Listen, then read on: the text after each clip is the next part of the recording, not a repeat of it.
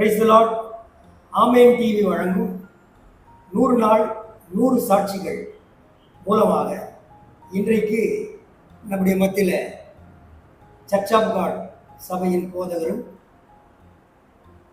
டயான் Daniel அவர்கள் இலங்கை தேசத்திலிருந்து நம்முடைய மத்தியில் ஒரு விசேஷித்த வார்த்தைகளை இலங்கை தேசத்தில் நுவர் என்கிற பட்டில் நான் வசிக்கிறேன்.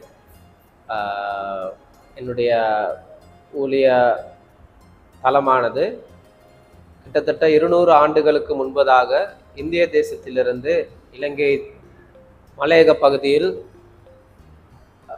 தேயிலை தோட்டத்துக்கு பணியாளர்களாக தேயிலை தோட்டங்களாக மாற்றி அதில் வேலை செய்கிறவர்கள் மத்தியில் என்னுடைய ஊழியம் நடைபெற்று கொண்டிருந்தது. வாழ்க்கை நிலைமையை பார்த்தா இன்னும் 200 ஆனாலும் அவருடைய வாழ்க்கை நிலை இன்னும் அதே அடையலை.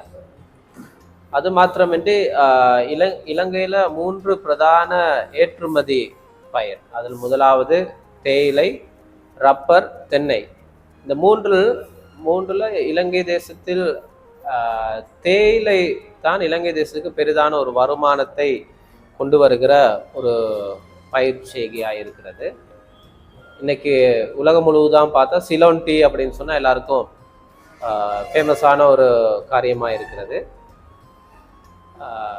அப்படி இலங்கைக்கு ஒரு பெரிய வருமானத்தை கொண்டு வருகிற அந்த தேயிலையின் மூலமாக அநேக வருமானங்கள் வந்தாலும் கூட அந்த தேயிலை தோட்டங்களில் வேலை செய்வருடைய வாழ்வாதாரம் அடிமட்டத்தில் காணப்படுகிறது இருக்கிறது.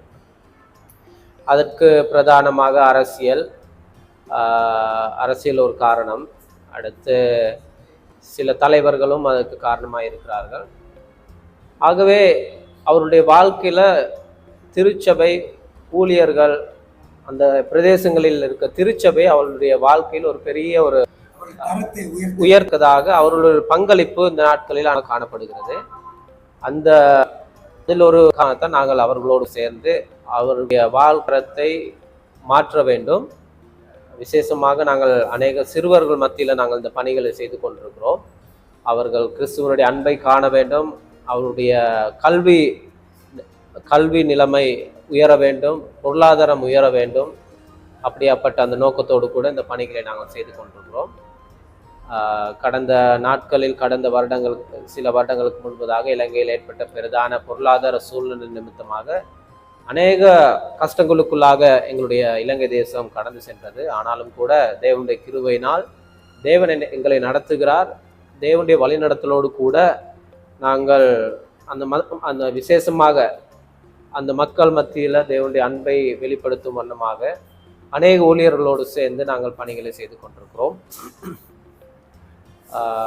இதுதான் எங்களுடைய ஊழிய தலமாய் காணப்படுகிறது. ஊழியத்திற்காக இன்னும் ஜெபம் தேவை. கட்டாயமா முயற்சிகள் ஜெபம் முக்கிய பங்கை வகிக்கிறது. கட்டாயமா ஜெபம் அதிகமாக இருந்தால் அவருடைய வாழ்வாதாரம் மேன்மையடைய ஆண்டவர் நிச்சயம் அவர்களை ஆசீர்வதிப்பார். ஆமென்.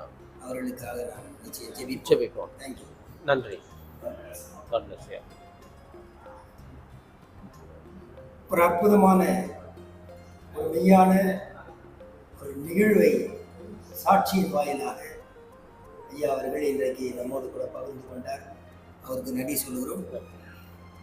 இன்னொரு முறை திரும்பவும் ஒரு அற்புதமான சாட்சியோடு உங்களை சந்திக்கிறேன். தேங்க்யூ. பாய்.